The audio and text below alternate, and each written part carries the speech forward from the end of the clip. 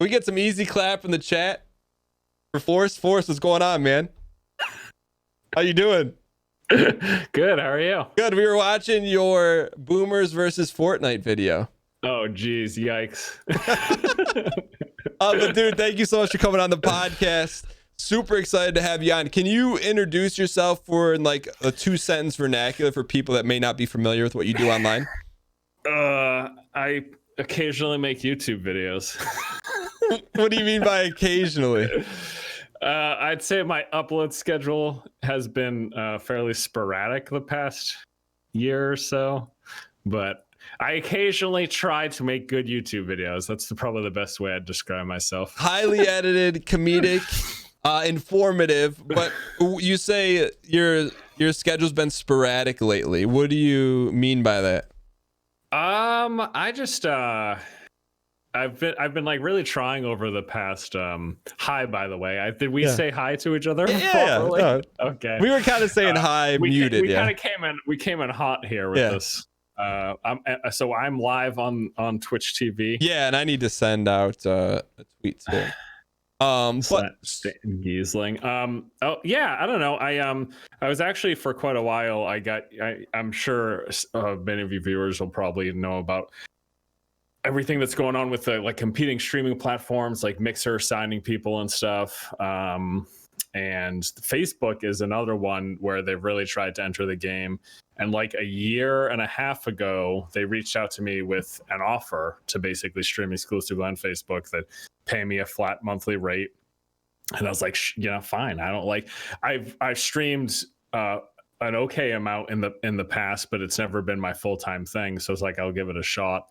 So while I was doing that, I just wasn't uploading that much. And then like when I came back from that, I was kind of like I wanted to just do things a little differently with my YouTube channel because I feel like I've put up a lot of garbage on the internet, to be perfectly honest with you. And I've tried to start making steps towards working towards what I think is like better quality for like the type of videos that I want to do, because there's all sorts of ways you can approach YouTube, right?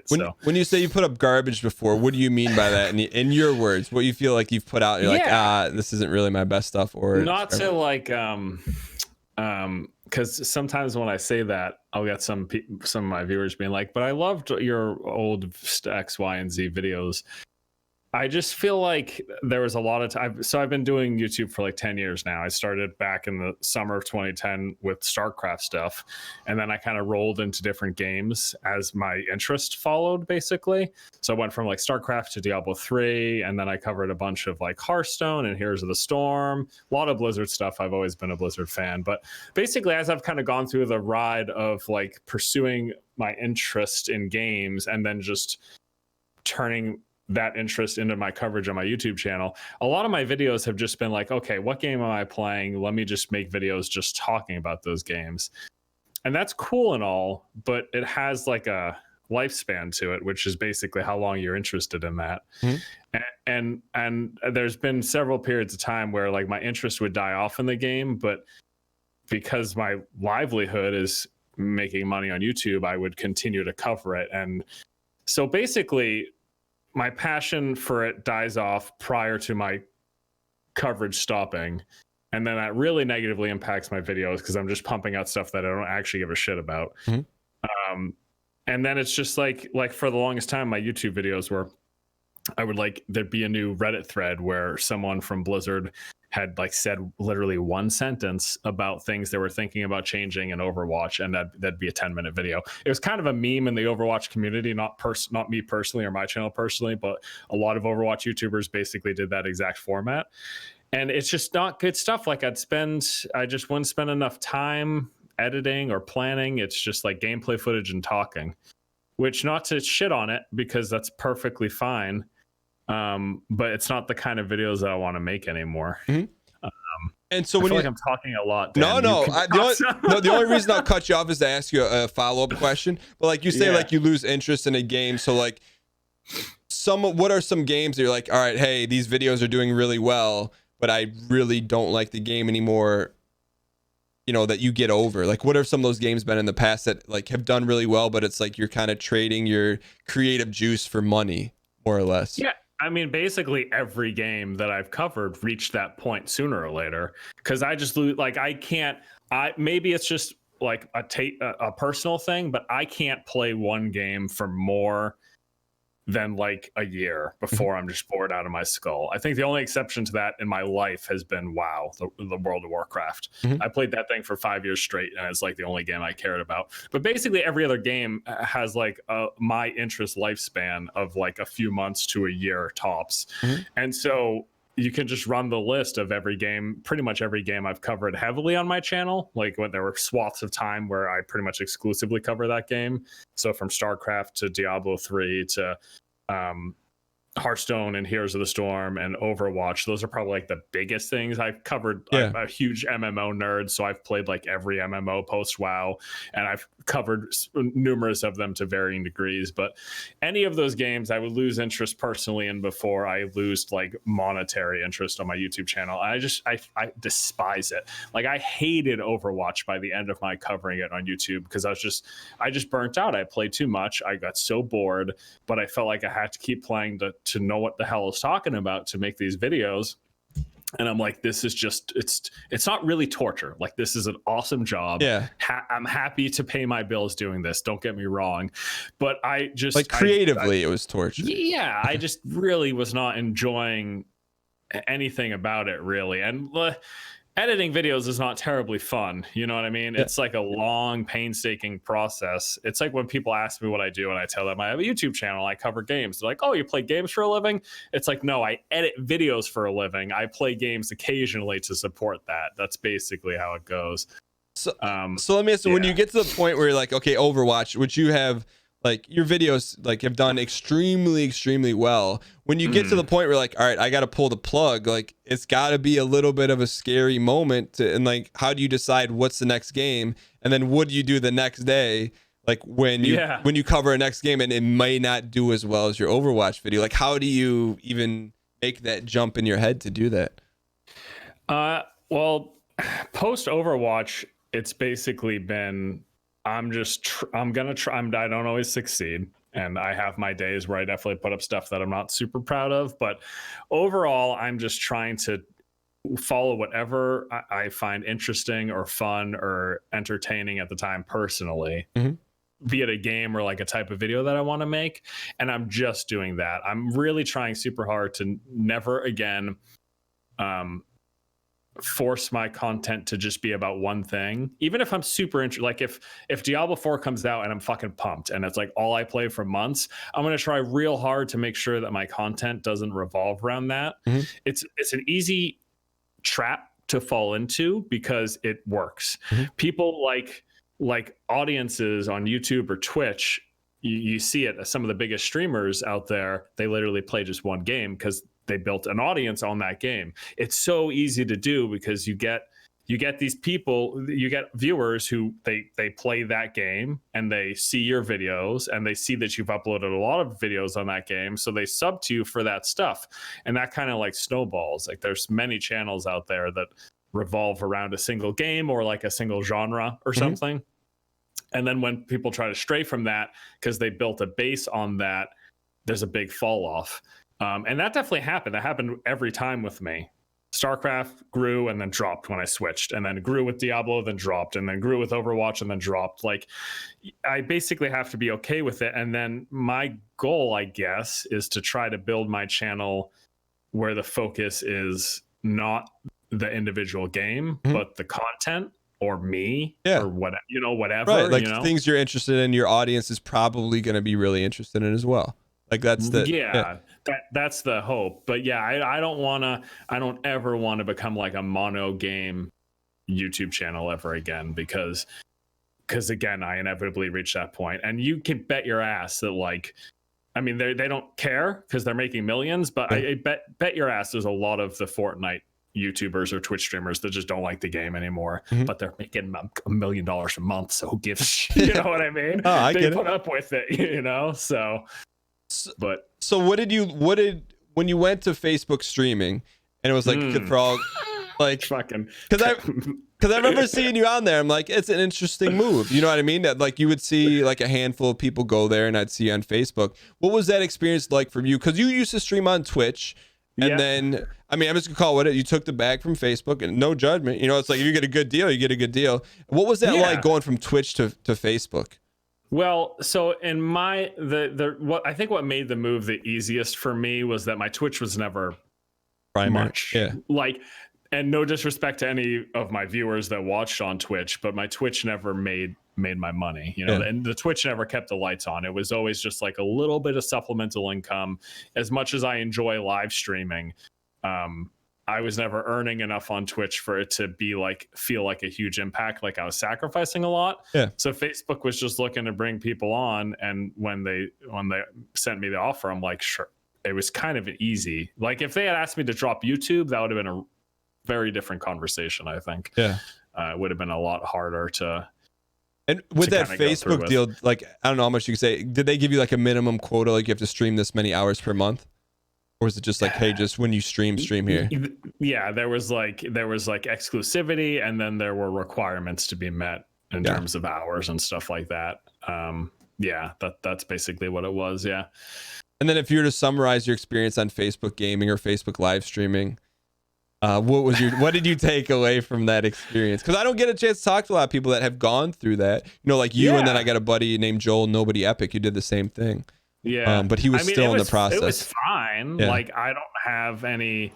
They had. I think they at the time. I haven't kept up with it since I left, which was in June of this month.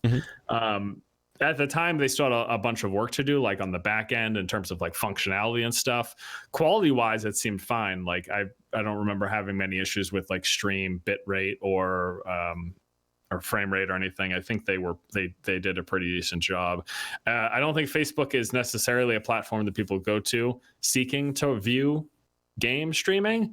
I think what they were trying to do, it seemed anyways, what they were trying to do was like use their existing platform and their user base and just hope that occasionally those people would watch games.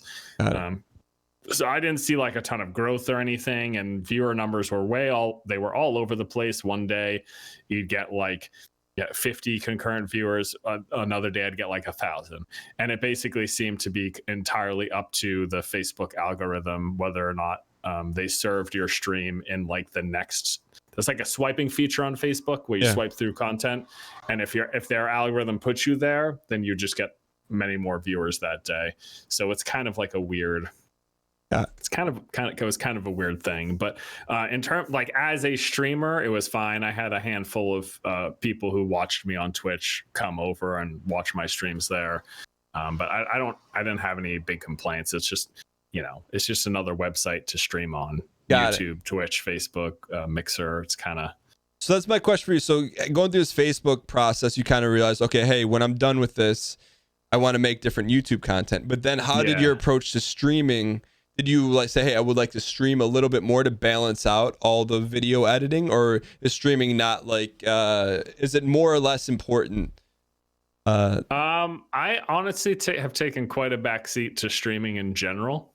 I enjoy streaming obviously because it's partially just playing games, right? Which it's fun to play games, but it's also like you get a much different experience playing a game, lights off, camera off, just chilling, versus playing a game when you're live. And so I think for the most part, I've just been enjoying playing games offline, like not having to talk while I'm doing it, not having to think about anything other than the game, not having to think about like entertaining chat or anything. So streaming has actually taken quite a bit of a backseat. Like a year and a half or 2 years ago, I also signed on with an agency that actively seeks out sponsor deals for me. And so, once or twice a month or whatever, I got a sponsorship on my videos, and they're out there hustling, trying to find those for me, rather than in the past, I was always just like hoping I got an email randomly that some company thought of me. So that's actually been really nice to supplement, because like I said, I've been uploading a lot less frequently, but it's been fine because I've kind of been offsetting that with some of the sponsorship that I've been doing, integrations and things like that. And so So in terms of live streaming, it's because now you're back on Twitch, right? I thought I saw you tweet something. Are you back on Twitch? Yeah, like occasionally. Okay. It's definitely not like a daily thing for me, but every so often if I'm playing and I'm like, you know what, I'll boot up the stream. I'm going to play for a few hours. So I'll hang out and chat with some stream viewers and all that. With the majority of your audience being on YouTube, have you had any experience with streaming on YouTube, or you don't want to mess with like the algorithm on your YouTube channel? Yeah, I've heard all sorts of bad things about that. I've heard that that live streaming on YouTube, which I think by default will automatically archive to your channel. I've heard that can really mess up like how your normal videos get served. I'm not sure how true that is. I think there's been like a handful of times where I've streamed on YouTube, but it hasn't been my main. I think just overall my main focus is like doing videos and trying to make those good. Okay. And then streaming on the side whenever I kind of get around to it, basically. All right, so I want to circle back because you said you started in 2010. Can you give us kind of your origin story, comic book one, of what made you want to make your first video? Because it's like always a huge jump. It's not like, oh, someone held my hand and made the first video. Where did it come from for you to want to do that? And then do you remember what made you want to do it? Yeah, I was actually back then I was a big fan of Total Biscuit, and it was early on in the StarCraft beta. I was also watching Husky StarCraft and HD StarCraft, and I was like, you know what? I want to try. I'd gotten into the beta, and I was like, I want to try making some videos, and I didn't want to do all those. Pretty much every single one of them, they were all doing this like Shoutcraft commentary style thing where they commentate games. And I wanted to try something else. So I was like, let me make some guides or something. Back then, I think I was like a fan of like the Prima strategy guides and different things like that. And I was like, let me just try making some guide videos. And they did kind of well. And then after, like right off the bat, like your first couple of videos did pretty well. Yeah. I mean, you know, I was stoked. It was like, I think my first video got a few thousand views. I was like, yeah. And then over time, as the StarCraft 2 beta went on and eventually launched, those videos continued to get views as people were looking up like different tactics, like the 6-pool rush and the proxy bunker marine rush. And, you know, there's all sorts of different a lot of cheese tactics worked really well before people knew how to play and counter all that stuff. But yeah, I think it wasn't actually too long after I just started uploading videos where I got a contract from Machinima. And that was back in their like super predatory days where they were like lifetime contracts and stuff like that. It took them 3 months to pay out, but I didn't care. They were like, hey, you want to make some money on these videos? I'm sure, why not, you know? So what were you working another job at that time? Were you in school? Do you remember what your life was like back in 2010? Yeah, I was I'd gone to school. Are you hearing the traffic in the background? No, I can close my window. No, not at all. No, it's perfect. Okay. I'd gone to school for a couple years, my state school, and then I took some time off because I couldn't like keep getting loans to go full time. And I was working as a bartender. I had worked in the service industry for several years, different restaurants, waiters, and then eventually as a bartender. And at the time in 2010, I was a bartender at a local chain, and I was going to school part-time, and I was actually thinking about joining the Air Force. I had gone and like talked to some recruiters, and that's where the name actually ended up coming from, because in the StarCraft beta, I just put like, it was like USAF or something, and then that was taken. So I was like USA Force.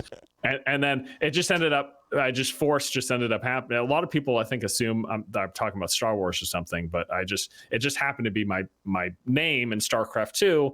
And then I just happened to make these videos that turned into a career. So I was like, I guess I'm Force now. You know, it's just, I don't know if I would go back, if I would be like just using my real name or something, if it'd be better for branding. My name isn't particularly like brand. I think my name's too long to be like a good brand or something, but I don't know. Force is fine, I guess. It seems a little too edgy. Like I should be like pumped up or something like that, but it's whatever. So you were bartending and making videos, and then the videos started to do well. Yeah. And then did you get to a point where like the videos were making you enough money to say, hey, when was that point when you're like, all right, I'm done bartending? Or do you still bartend? No. Okay. I've pretty much been full time since I think after about 9 months, I just quit my job as a bartender because I didn't love it. I'm kind of an introvert, and so bartending isn't exactly the greatest scene. I think I was actually a decent bartender. I could see you being a good bartender. I think I could fake social interaction well enough, but like I just really like my personal time, and there'd definitely be some days I'd be at the bar and just like, I don't want to talk to any of these people today, but I'll do it anyway. Tips. So yeah, I think I continued to work at the bar for 9 or so months. It was after like 6 months since about 6 months after my first video was when I got like the first YouTube check. Because I think I signed on with Machinima officially about 3 months in, and then it took them 3 months for the first payment. And then once that first check came in, I was like, all right, and then because StarCraft was doing well and my channel was just doing well off of the back of that, I was like, I guess I'll give this, I don't know, I'll give it a shot.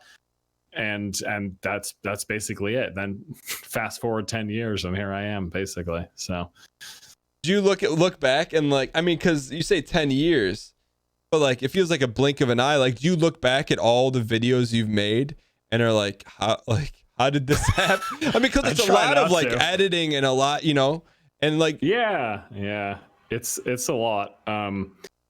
Yeah, I don't know. It's been interesting. I think I definitely, like, every time I go back and look at my old videos, I'm like, I don't know how this worked because this is, I think standards were a lot lower back then. I think you need to do a lot more to kind of stand out nowadays. The YouTube's much more competitive. What do you mean by that in terms of like what you did then? Just quality, just microphone quality, video quality, just how entertaining is it? And not everything needs to be entertainment. I at the end of the day, YouTube is like an entertainment platform. It's where people go to pass the time, but you can be entertaining or interesting. You can be funny, or you can just be informative, or you can just have a personality that people like. But I think all of that would still fall under the umbrella of like entertainment for one thing or another. And back then I never thought, I think like for several years, I never thought about trying to make something that people like watching. I just thought about, let me just make videos about the games that I'm playing. And that's really, really all it was. And I think there's certainly something special to that.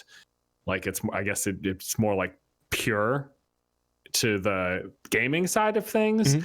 But I just don't want to just sit here and like give people, well, first of all, I don't think I'm qualified to make tips anymore. I don't think I'm qualified to teach people. Oh, like guide videos. Guides. Okay. Yeah. I think it's like a natural thing where as you get older, you're like, you more realize you're less like naively confident, or I don't know how I'm trying to word this without sounding like an asshole, like an ageist asshole or anything. But I was very sure of myself when I was 22. As time goes on, I'm like, maybe people don't need to be taking life advice or video game advice from me. So yeah. So you went from like framing your mindset now. So like, what is your mindset now? So your next video, can you tell us what the next videos you're working on, or do you like to keep that under wraps? I'll say that. I'll say what I have planned, but it doesn't, sometimes I'm just like, no, that was terrible, and I get rid of it. Which is part of the reason why videos are sometimes taking me so long. I wanted to work on, I was going to take a look at some of the mobile Diablo clones. I thought that would be funny. And I also have an idea for a video where I'm going to go and check out the worst games of 2019. Okay. And I'm going to I'm going to check the bottom of the barrel on OpenCritic and Metacritic, the games that get like 10s and 5s. And I just want to play those games. And I just think it'd be funny. So yeah, take us behind the curtain for you. So how do you go from idea like take us your process. So you have an idea, and then what do you do next? So because there's a lot that goes in your video, so you don't just hit record and then post it 30 minutes later, like me, you know. I mean, and you know, there's all different. I think that's kind of the beautiful thing about YouTube is different styles of content for whatever people are looking for. I just think, again, for me, I don't want to just hit record and talk for 30 minutes. I don't think I'm interesting enough to be able to hit record and talk for 30 minutes and have people actually care. You know what I mean? Yeah, I get it. I think there's people who off the cuff can be very entertaining and they have a lot of stories to tell. I need to craft myself a little bit more. Yeah. But in recent months, I've tried to come up with ideas, and then I haven't been writing out like strict scripts, but I've been writing out like bullet point kind of things. So like whatever the topic of the video is, and then maybe I'll have like sections. I want to make sure I talk about this, that, and the other thing. I think a great example is the the Overwatch 2 is not a sequel video that I just did. I have like a notebook, and I have like, okay, I want to talk about these 5 things. I want to make sure I cover these 5 things in the video. And then I might further bullet point some ideas, and then I'll just talk about it to the camera. You know, I'll set up, I got my Canon 80D up here. I got a couple of different lenses. And then I just use this. I've been using these Blue Yetis pretty much the entire time I've been here on YouTube. I haven't upgraded, but these things are fine, honestly. And then I'll usually record whatever the thing I'm talking about is. I'll record for generally between like 30 minutes and an hour of footage of just trying to spew out whatever that video is about. And then I'll take that and edit it down to the best bits and find footage and stuff to overlay where it's relevant or interesting or whatever. But I'm really proud of the video that I just did. And I think it came out really well. I'm hoping it continues to kind of hit the YouTube algorithm. We'll see. It's doing okay right now. But that's basically come up with an idea, maybe bullet point some stuff, and then kind of just record it and try to put it all together after the fact and post, basically. And realistically, from idea to publish, what if you had to like guess, what is your average time per video? Shooting, editing, everything, thumbnail. Recently it's taken about 3 days, but I would say there's like a day wasted in that time, honestly. Sometimes I'll spend an entire day sitting here trying to come up with like a good idea for a video, and I'll just hate all of it, and I will have done nothing. I'm definitely a little hard on myself. I know that. And sometimes there are just some days where I like don't have the confidence to make the video that I'm thinking about making. That kind of waxes and wanes, what have you. But what I would like to do is I'd like to have structured like series, if you will, that I do about, you know, just so that I have this general framework and whatever that series is. And then I think that'll make it a lot easier for me to kind of fit something into that format and then just make that video. Where does that come from for you to realize the need or the desire to want to do that? You mean set up series? Or? Yeah, like have like the buckets of, oh, it's this kind of video or it's this kind. Like, where does that come from if it hasn't happened? I think it makes it easier. So for a great example is for a gaming news show called The Force Feed. And it just makes it easier because I know I have this news show and I have this format where I have my intro where I quickly reference all the news points, and then I have like opening monologue, and then I touch on the 3 stories. Why do you roll your eyes when you say monologue? Why did you do that? Because your videos are really funny. Because it sounds weird to attach words to what it is, but I guess it is a monologue. But it's just but having that is kind of a much easier way to roll out content rather than trying to have to come up with this new thing every single time. And I also try to have to balance like I want to make good videos and I want to spend time on them, but I need to upload enough so that the lights don't go out, you know? Mm-hmm. So there's a balance there. And I think having series feeds into that. I haven't done that series, interestingly enough, the news series, the Force Feed. I did it for a long time and then I stopped, and then I brought it back like a year ago, but then I've stopped again because I felt like when you're trying to cover gaming news, it's so easy to feed into all the negative headlines. If you look at a lot of there's a lot of popular gaming news channels on YouTube, and they are predominantly fueled by everything that gamers hate. So, you know, the loot boxes, predatory microtransactions, addictive mechanics in games, just any negative headline that comes. And so I felt when I was doing the news, it would put me in this headspace where I was constantly looking for something to be upset about, or looking for things that I think people would kind of be upset about, because I knew that would make a great title and focus of the video, because I knew people would click on it. And it's just depressing, really.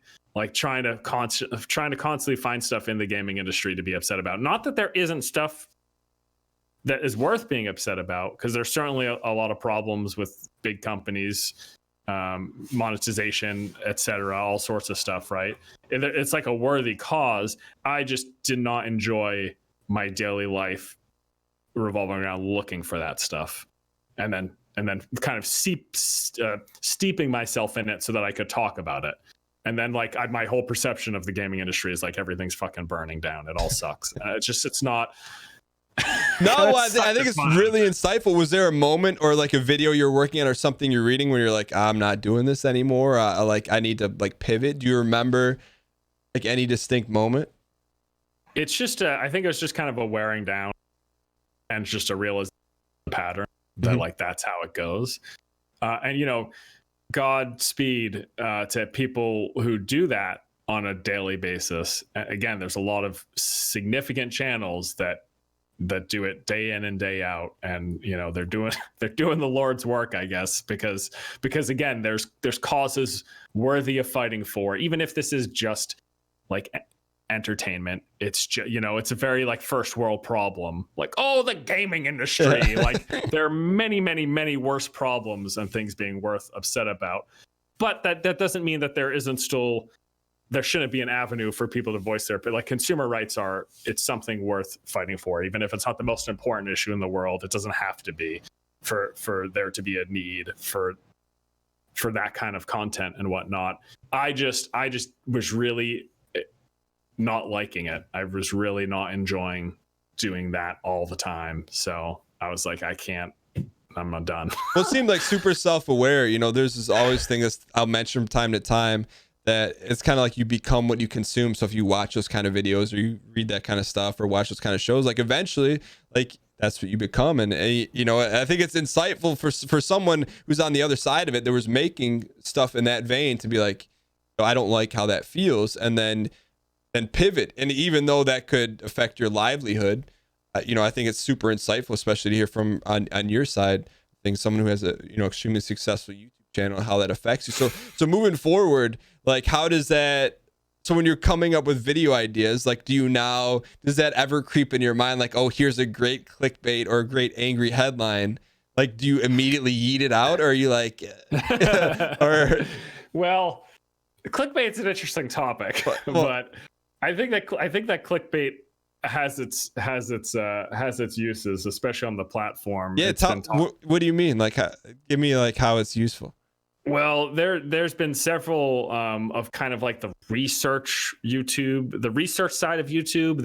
There's been several pretty viral videos that have talked about how important clickbait is, really, specifically revolving around I think it's CTR, click-through rate, is one of the aspects that the YouTube algorithm pays attention to. And the higher your click-through rate, and then further, when someone clicks on a video, the longer they stay and the more they interact, all of that feeds into YouTube's algorithm that will continue to push your video to new viewers.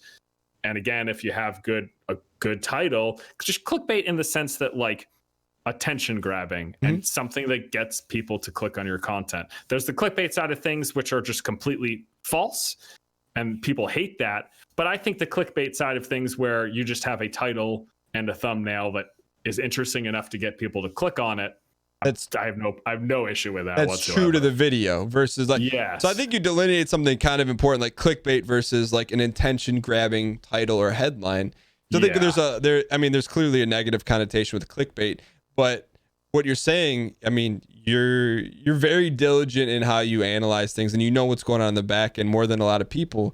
But I'm with you, and there's no judgment on people that use clickbait. But for you, so you found out certain ways, like when you go about building a title or a video, do you write copy? Like, what do you do when you do that? I will be honest with you. Yeah. Sometimes I will come up with a title before I come up with a video. Mm-hmm. Like sometimes, so I'll have, if there's like a topic that I want to talk about or a thing that I'm interested in, like whatever it is, sometimes I'll mull over, can I think of a good title for this? And if I come up with a really good title, I'm like, okay, now let's make the video. Honestly, like I think a great example is, it is my most viewed video. I just checked. No One Respects Esports, and it's about people basically mocking the Fortnite Esport Championship thing that happened this past summer. It's got 4.4 million views right now. But I was watching all the news and stuff play out after the Fortnite World Cup. Or the 16-year-old kid won, whatever, $2 million. $3 million bucks. And I saw I was watching these videos of these like news reporters just laughing about him. And I was like, man, none of these people respect. I was like, wait a second, respects esports. Oh my God, people will click on that. And then I think my thumbnail was okay. I don't think I make amazing thumbnails, but I guess they get the job done sometimes. But that's a great example. And it turned out to be, it is still to this day pushed in the YouTube algorithm. Like, it's constantly getting views. Many days it is my most viewed stuff of that day, even if I uploaded something else.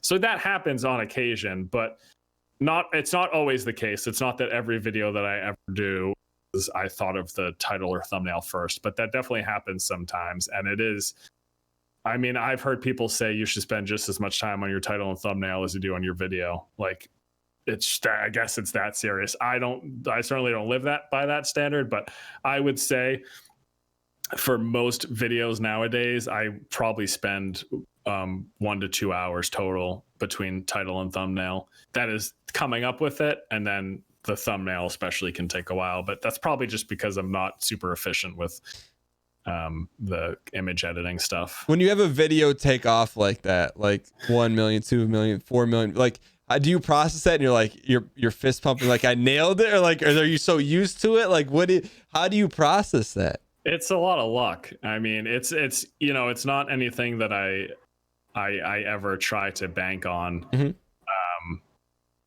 But yeah, I mean, I was definitely stoked with that video. I think I uploaded is July or August or something. And I remember we had gone on a trip like a week after I uploaded the video. And then I was just checking, they have, there's this iOS app. I think it's called YouTube Studio. Mm-hmm.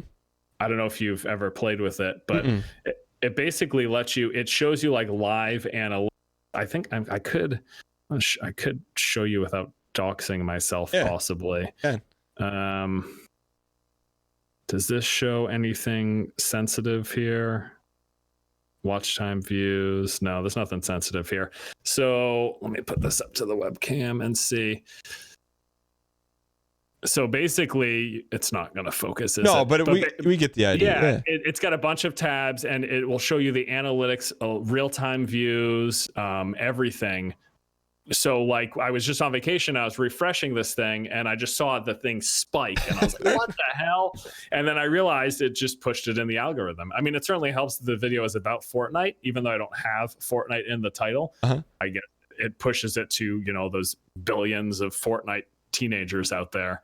But yeah, I mean, it's having a video do well like that it's like a strike of lightning. Like, you can't can't bank on it, you know what I mean? But yeah, of course it's awesome if it happens. But like, sure. what do you like? How do you react? Like when you saw that blue chunk or the blue like spike go up, like, is your mouth dropped? Are you like what do you do? I was like, well, we can enjoy our vacation. Because I was stressing specifically because whenever I want to trip, you know, it hurts my video production. I was like, who cares? Let's enjoy ourselves. I got the YouTube algorithm on my side today. So speaking of enjoying yourself, what are you playing right now or are excited about right now that has nothing to do with work in terms of what games are you fired up about? What are you really enjoying that you take time for yourself to play?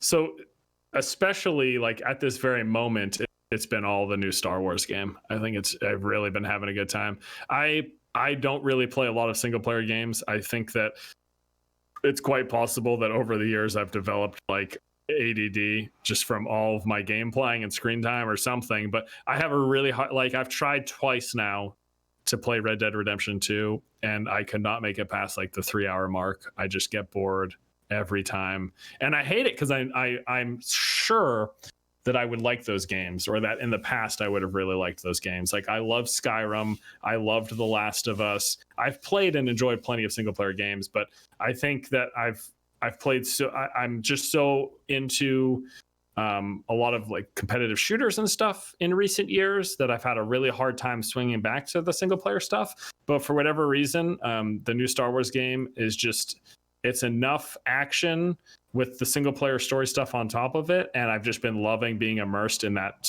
like I just recently for the first time went to the Galaxy's Edge in Disneyland, which is their Star Wars theme park.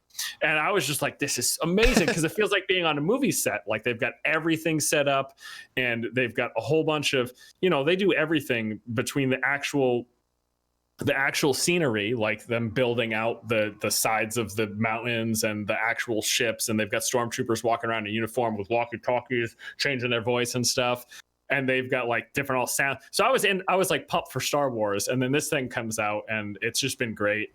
The gameplay's been a lot of fun. I've been liking kind of wandering around the Star Wars universe. I think they've done a really good job, and it's good. And then besides that, I got back into Diablo 3 recently. That was after getting excited about the Diablo 4 stuff, which was really weird because I've been a Blizzard fan pretty much my whole life, but boy, with all of this Hong Kong stuff recently, and even before that, they had a whole bunch of controversies with all the layoffs they had there, like unexpected layoffs at their studio. It's been a weird time to be excited about Blizzard games because it's almost like with a caveat now. Yeah. Like it's like, you know, you make good games, but you got all this other stuff going on, which isn't great. So, how have you dealt with? Because I'd imagine, you know, you put a Diablo 4 video out. How do you deal with comments or criticism? Because you know, I mean, I don't want to make an assumption, but I'd imagine there's some in your videos regarding that. How do you process that, and do you let it like affect you? Because I know it's a really, you know, I don't breach any of those topics or anything like that. Like I keep everything I do like just lighthearted outside of the real world. But when you cover Blizzard games, you know, how do you process that feedback, if at all? I guess fortunately for me, I have not covered Blizzard games very much recently. Yeah.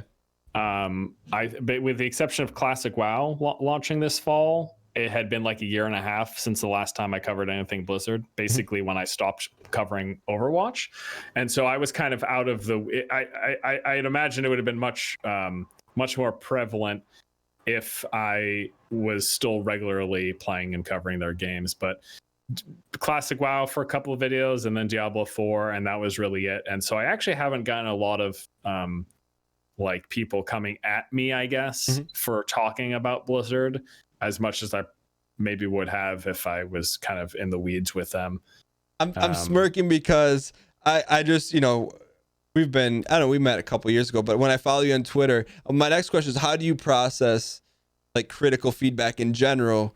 Because I always, every now and then I'll see a tweet from you with the comment clipped, and like I'll see the like a flash of the comment, and I'm like, I know it's gonna be a witty comment against the initial, like, have you gotten to a point where you have such a thick skin, or how do you process that? Like, so outside, So anytime I clip a clip and tweet a comment, it's because I'm just laughing hard enough about it. That's what I because it's usually it's just usually such ridiculous stuff. But you know, I think that pretty much anybody, if they spend too much time focusing on this, pretty much applies to online negativity, period. But obviously, if you have any sort of if you put anything out there, you'll deal with more targeted online negativity, like specific to you or whatever. So like as a YouTuber or streamer or someone on Instagram or anyone who's got a following online, I think if you focus on it enough,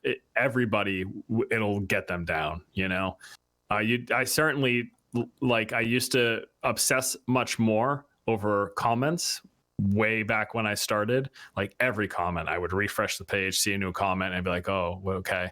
And I feel like I'm always making like these micro adjustments, like, okay, maybe I should change this or alter my personality or make sure I don't say that this way. And I think especially in the early years, I used to have a ton of anxiety making videos, and that's like gone down pretty substantially in years. I still get anxiety occasionally, but you know, a little self-doubt or whatever. But I think overall I'm a lot more confident and comfortable speaking. I mean, just like this whole time, like I don't have much of a problem speaking on camera anymore. But watching or reading online comments is something that I don't try to avoid, but I try to avoid obsessing over any individual one. I think now if I'm reading comments in a video, it's more of in a scrolling fashion. You know what I mean? Mm-hmm. Just like briefly taking it in and let it go out, and don't fixate on anything, because half the time it's some bullshit anyways. And sometimes when I see just completely ridiculous comments, it's almost like, you know, that person's clearly going through some stuff, right? So I don't need to obsess about it. They can't be that angry at me. Them. Yeah, because, you know, when you see such such clearly misguided anger over like ridiculous things, I don't have any great examples right now, but I'm sure anyone who's read internet comments gets this. You're like, they got some stuff, they're going through some stuff, right? So just, you know, best of luck, buddy. Well, speaking of best of luck, buddy, as we wrap stuff up here, I always like to ask if there was like a mini Force or someone out there right now who, like you in the year where we are now, what's the best advice from your experience, things you've gone through, that you would tell someone to help get them started on YouTube or developing what they want to do online? What do you feel is like the most important thing you learned that you could pass on to someone who looks up to you, or may not, this may be the first thing they hear from you, to help get them going? It could be tactical, it could be broad, whatever you feel has helped you the most. Yeah. This might just go back to what I was saying earlier, that I'm just focused now on making things that I find interesting or entertaining. I think if you follow it's really cheesy, but just follow what you're passionate about. It's like, it's like a worn out advice topic, right? It's pretty threadbare, but it's true. Like if you just follow whatever you're passionate about and try to make content that you think people will enjoy watching, then that's your safest bet. Like if I'm making a video and I'm trying to have it be even remotely funny, I got to make sure that I laugh myself while I'm watching it. Because if I don't, I'm just like, throw it in the trash. And I don't always try to make funny stuff. And you don't, I think that's the biggest thing too. Like you don't have to be funny. I'm not a comedian. I'm not that terrible. I might have my moments, but got some pretty good moments. But it's just, just it doesn't matter if you're passionate about whatever, if you're passionate about like painting tabletop figurines, you could literally make an entire YouTube channel about that. Just like present it in an interesting way. And that might not be the world's best advice, but that's what I got right now. Got it. So then as we move forward, you talked a lot about how the content you produce is going to be different and how you've kind of evolved. But do you see yourself being a lifer? Like, do you see yourself doing this the rest of your life, or like what do you see in the future for you that you would hope to have happen? Whether the goals you've set, things you want to share, and where do you see yourself taking this thing after doing it for a decade? Yeah, I mean, I guess I could see myself doing it for another 10 years. It's changed so much in these past 10. I suspect it'll continue to change. I suppose it really comes down to like the viability of this as a income, or as long as that continues to be able to pay the bills, I'm kind of more than happy to continue doing it. As my interests and stuff have changed, so has my content and like the way I'm making not only the topics, but the way I'm making videos. So I suspect that'll continue to change, but I could see myself continue to do this in 10 years, 20 years to 30 years. I don't know. That might come down to just making sure I'm investing my money so that, you know, when I'm done talking to the camera, I'll have some stuff to fall back on. But yeah, I've picked up some skills over the years, right? I could edit a video or manage social media for some company if I had to. But I don't know. I'm going to continue to make stuff, and I hope people enjoy watching it, and just hope it keeps going from here. Yeah. And for people who want to enjoy and watch your stuff, where's the best places they can find you and follow you and keep up with everything you have going on? Sure. So my YouTube channel, youtube.com/ForceGaming ForceGaming YouTube, or I think Force SC2 Strategy also still links people. I don't know why, and then also my Twitter, which is, I think you put my handle up there, at Force Strategy. I'm decently active on Twitter. I'll post like a few times a week, sometimes a couple times a day. I don't post every single thought that I have, but and then often enough. Yeah. And then on Twitch, occasionally, what's your Twitch channel? What is my Twitch channel? Twitch.tv/ForceGaming. That's what it is. So I need to work on some like brand unity here. Yeah, I mean, you're pretty much across the board except for YouTube. Have you ever looked into getting that changed? Like to get youtube.com/ForceGaming, or are you already like so? Somebody has that, so they haven't uploaded a video eons, but 8 years ago. Yeah. Someone with 7 subscribers is sitting on /ForceGaming, so maybe I can contact someone at YouTube and get that changed. Never know. Well, Forrest, thank you so much for coming on, man. We learned a lot. It was good to catch up. I know you're a busy guy and you got a lot going on, but thank you so much for taking time out of your day of planning videos and coming on the podcast. We appreciate it.